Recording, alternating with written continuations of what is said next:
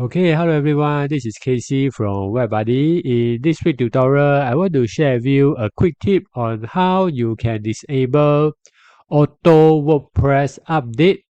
Okay, the reason is because recently I've seen quite a lot of WordPress users posting in the WordPress forum saying that the WordPress auto update has messed up their website layout.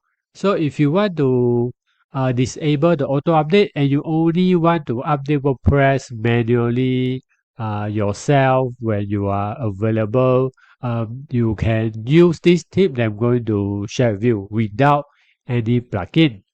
So the first thing you need to do is that you need to log into your website files directory, either using FTP program or using cPanel. So for me, if I'm going through cPanel, but I'm using a local site development, so you can see that the file structure actually is the same. When you go to FTP or you go to cPanel into your server directory, you will see something like this. You will see the directory. There's a folder WP admin, WP content, WP include. So you want to look out for this file called WP config. So when you double click, open it up, you will see some of the coding. You can scroll down to the very end and add in this coding over here. It's just a one line coding.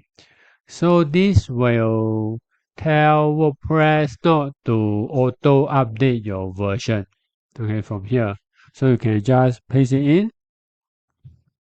So define WP auto update call false. So this means that your WordPress from here on will not auto update itself. So you just need to save changes from here and click save.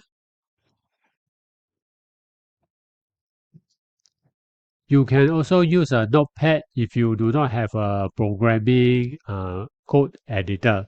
So once you save this file, this line in WP config, your WordPress will not be auto update.